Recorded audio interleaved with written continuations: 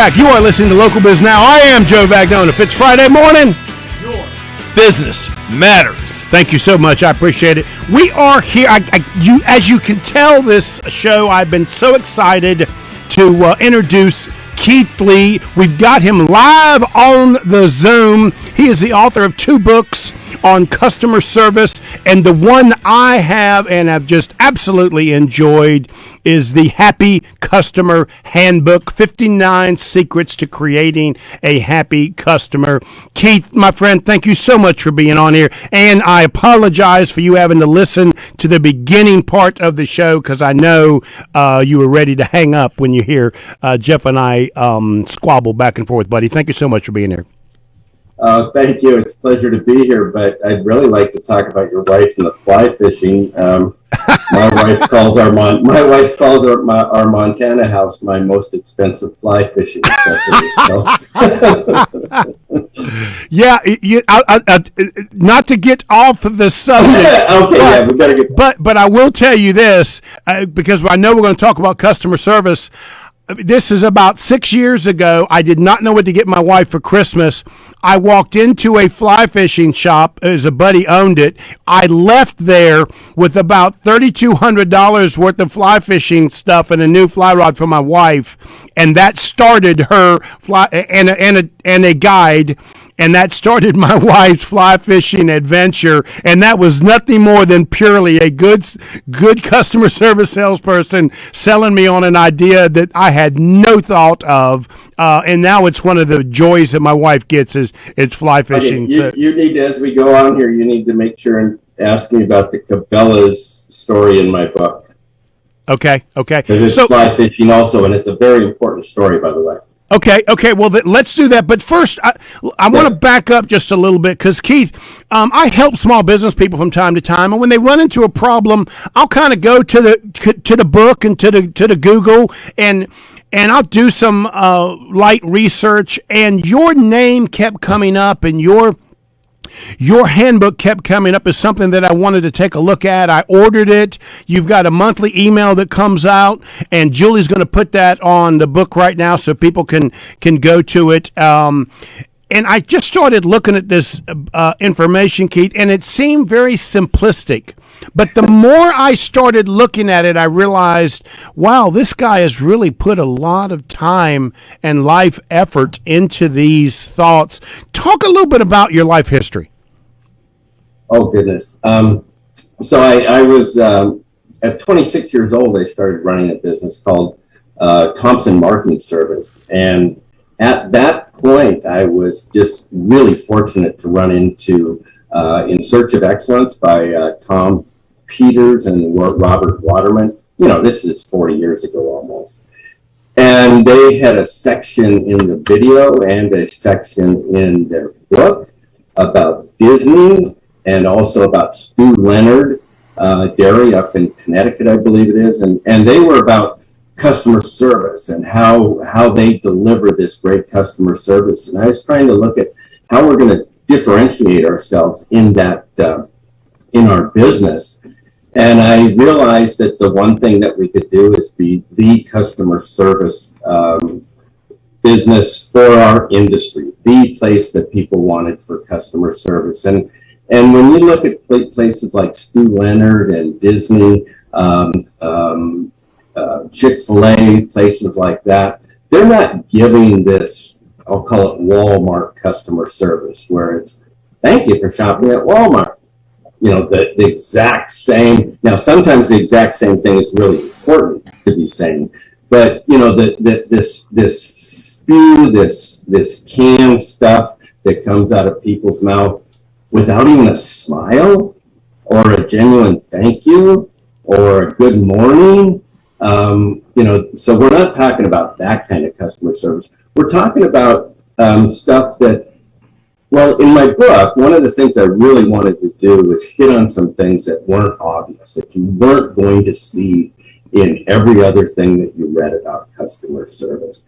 And so I started sharing. Go ahead, Joe. So, Keith, one of the things that I liked about your information was you always described where it came from, your time at Disney, wherever, or a personal experience that you had at a personal you being the customer. I really liked the approach because I could relate to it, and then what it does is it has me searching for good, positive customer service. That piece of it was what really it sort of connected with me.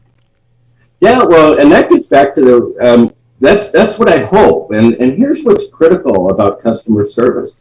If you just copy everybody in your industry and you do what everybody else in your industry is doing, you're not exceptional. You're just the same as everybody else.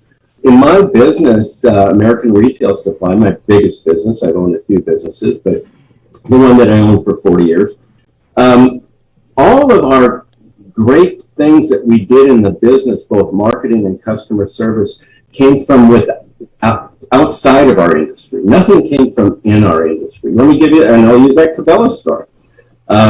This was many, many years ago, okay? Probably 30 years ago. Maybe not that long, but close to it.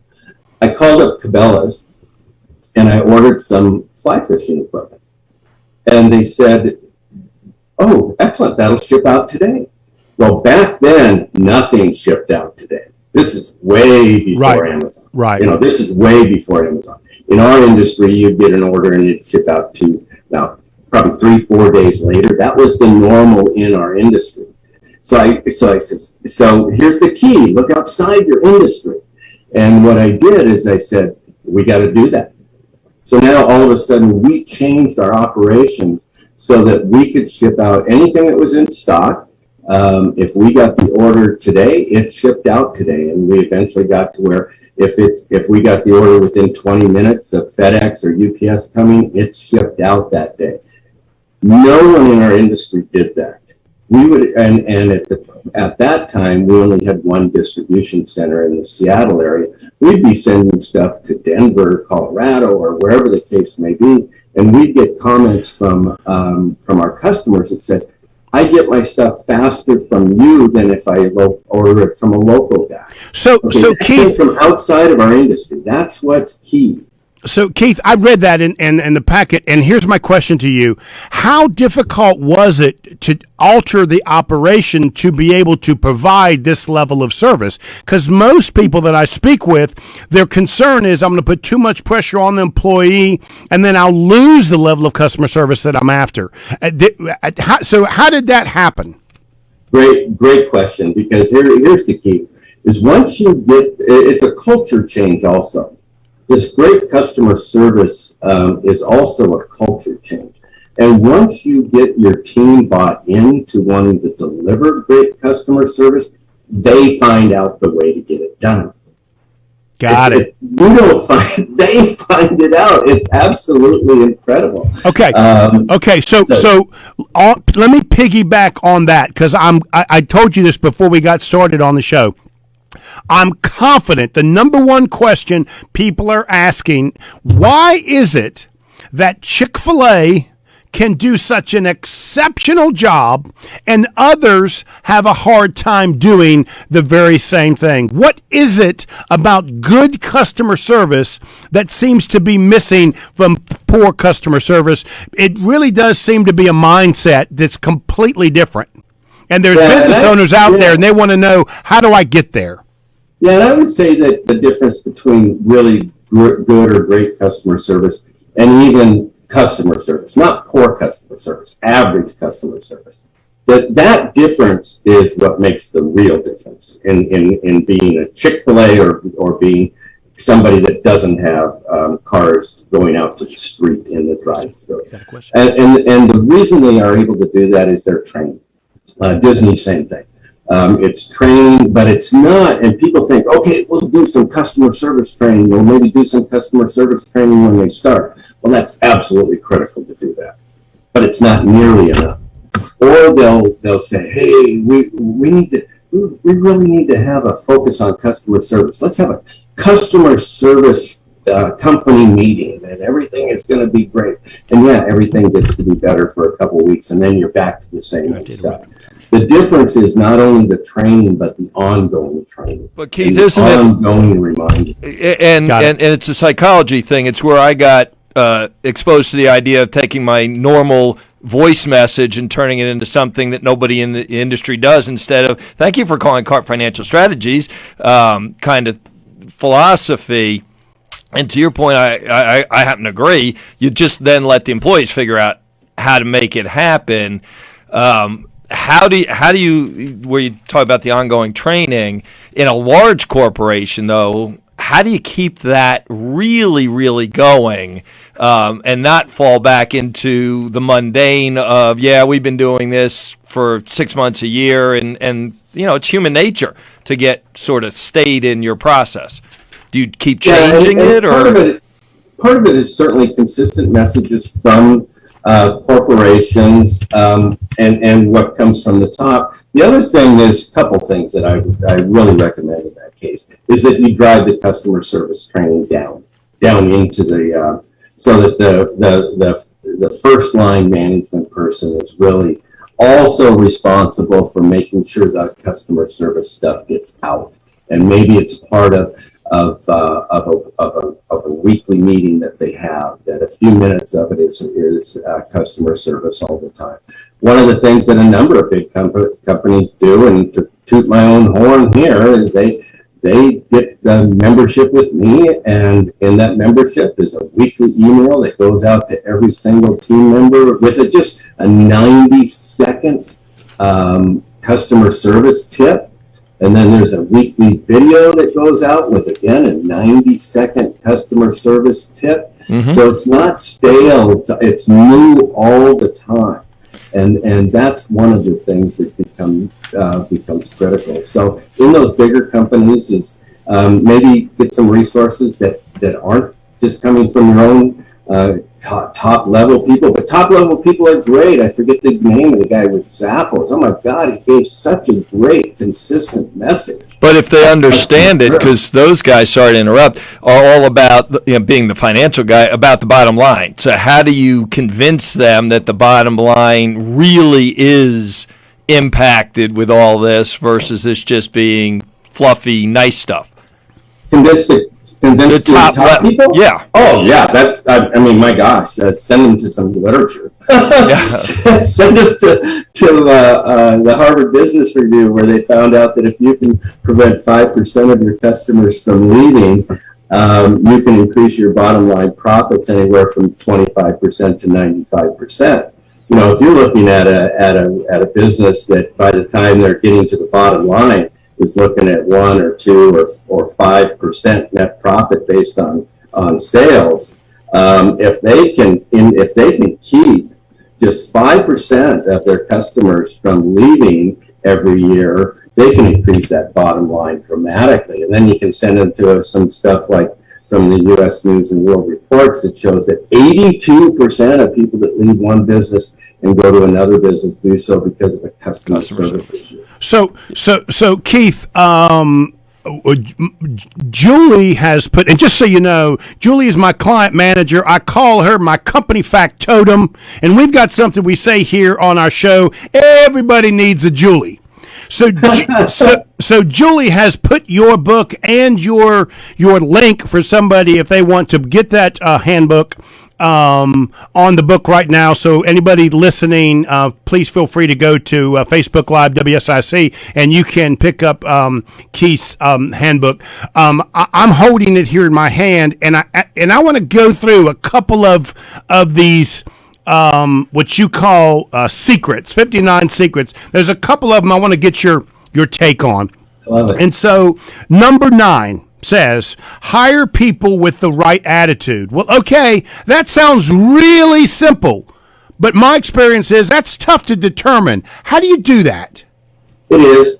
There's no doubt about it. It's tough to determine. But the way that you really do that is that you make sure and put it right up front. It has to be part of your part of the ad if you're on Indeed or wherever you're at. It ads. One of the best ads I've ever seen was in a retail store. Just a sign in the window that said hiring smiling faces.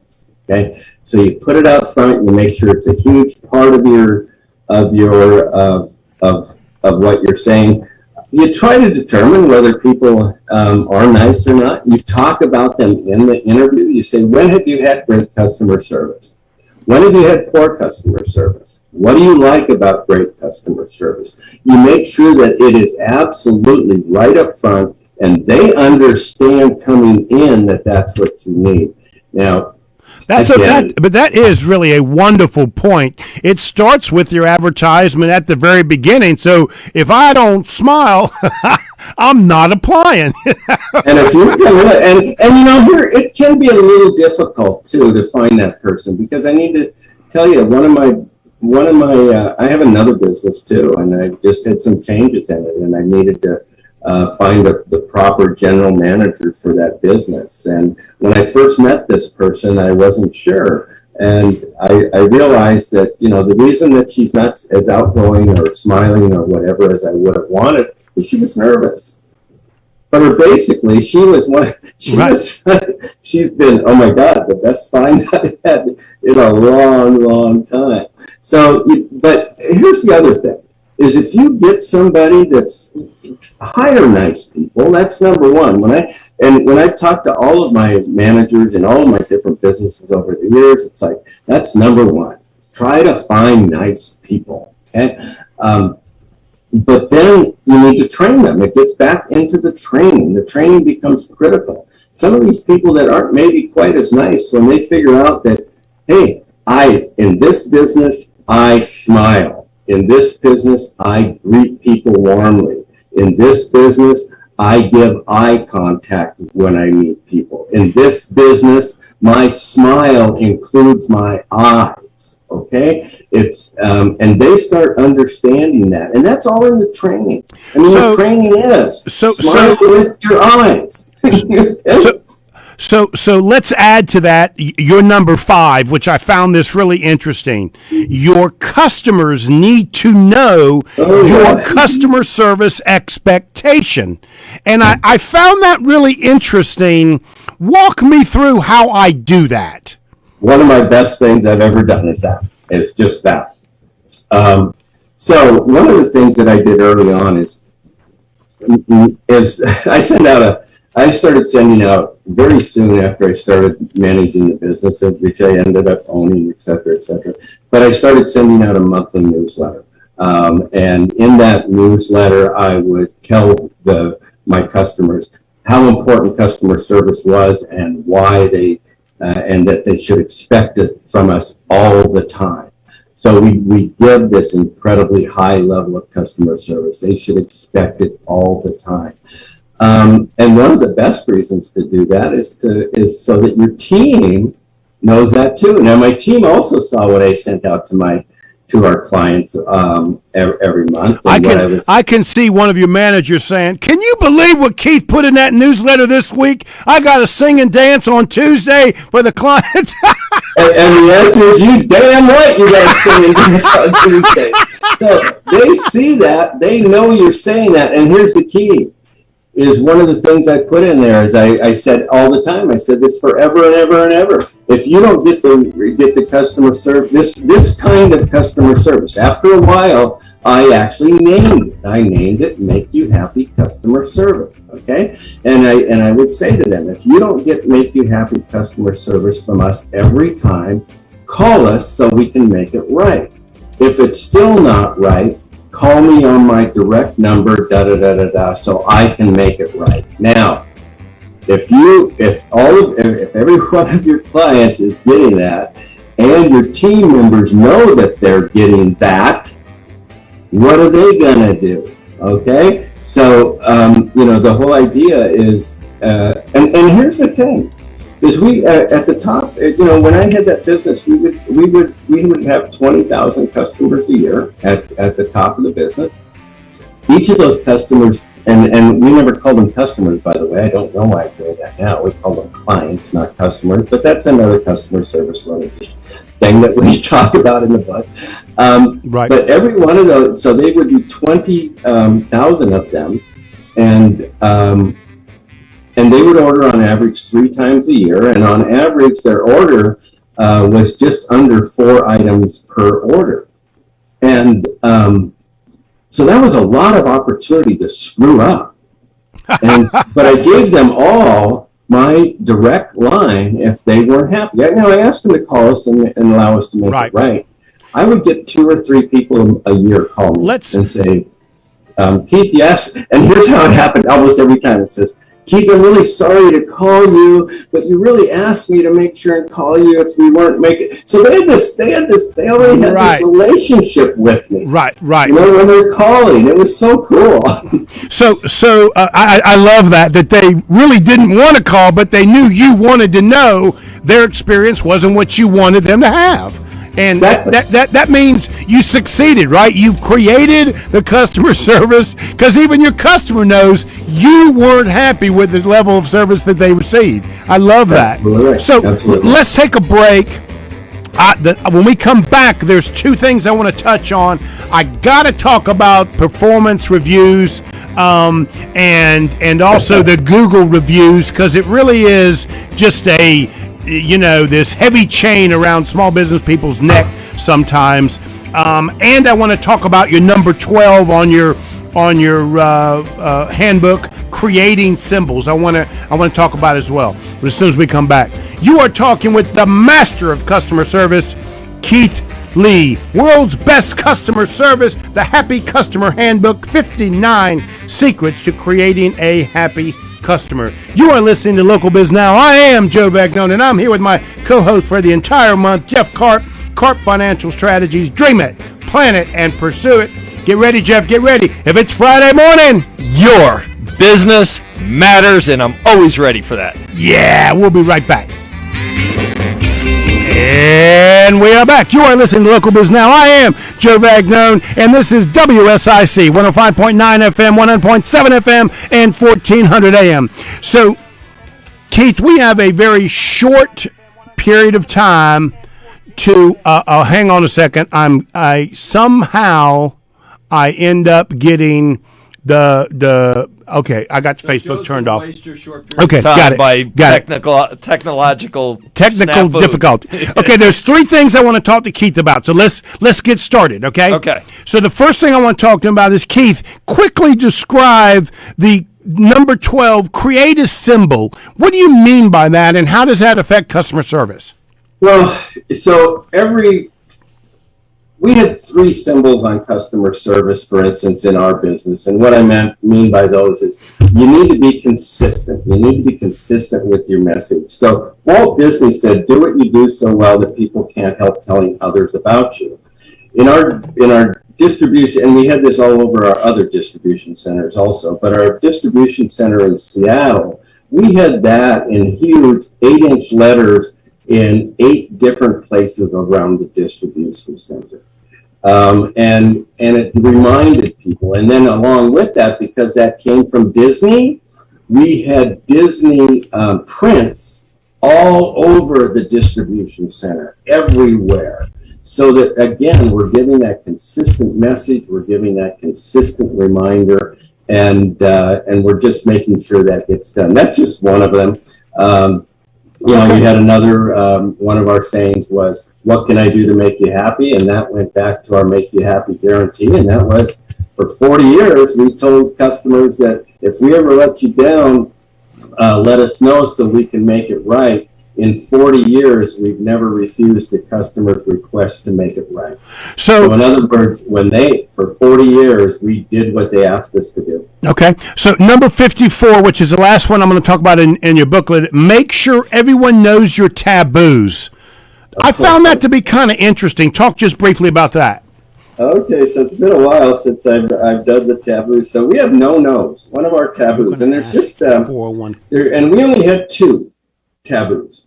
And one of the things was no-nos. We can't just tell a customer no. That doesn't mean we have to tell them yes right away, but we don't tell a customer no. If we need to, the only person in our business that was able to finally tell a customer no was me. Now, that doesn't mean we didn't talk to them and we didn't have people, other people. I could have a sales manager that maybe talk to them about what would be right. But one of the things, so that goes back to my Make You Happy guarantee, that in 40 years, we've never refused a customer's request to make it right. I didn't want to give that up in my advertising. I wanted to make sure that everybody knew we were the place for customer service. So I had no no's. You could not tell the customer no. Never had to do it. I never had to do it. Now, we had to tell some customers we're not going to work with them anymore, but we never told them no. So Keith, at the break, my co-host, just so you know, we picked the best of the best. He made a statement, care for people, care more.